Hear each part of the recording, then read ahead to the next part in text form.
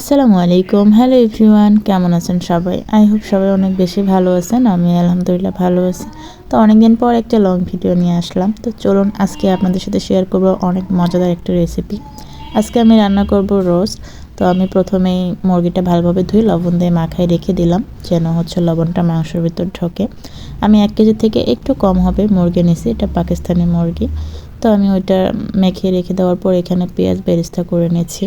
পেঁয়াজটা আমি ডোবা তেলে ভাজবো, তাহলে ভালো হবে।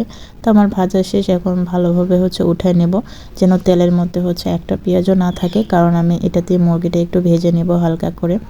তো আমি এখানে রোস্টের মশলা ইউজ করব, তো সেটাই দেখাচ্ছিলাম।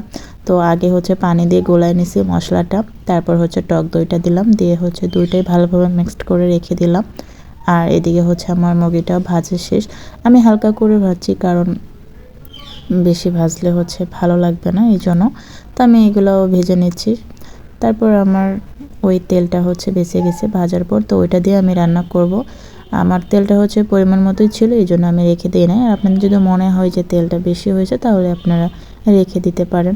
তো এখানে পেঁয়াজ, দারচিনি, তারপর কালো এলাচ, সাদা এলাচ আমি দিয়ে একটু ভেজে নেওয়ার পর আদা রসুন বাটা 1 চামচ দিছি, আর পেঁয়াজ বাটা দিলাম 2 চামচের মতো।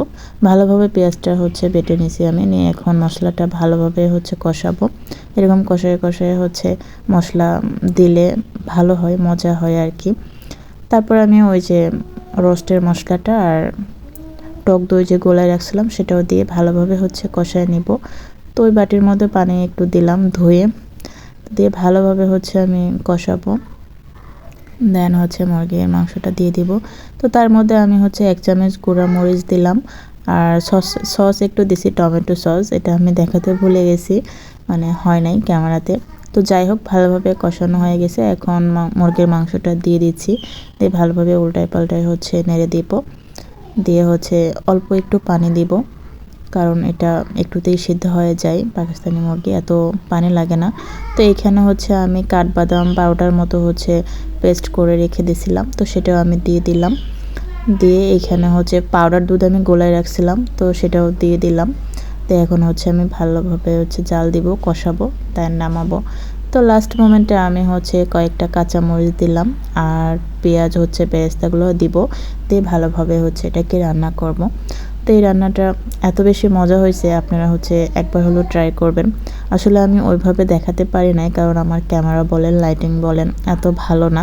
সো যতটুকু পারছি আপনাদের সাথে শেয়ার করছি, বাট বেস্ট ছিল আমার এই রান্নাটা। সো কেমন লাগলো অবশ্যই জানাবেন, আর সবাই একটু লাইক ফলো করবেন।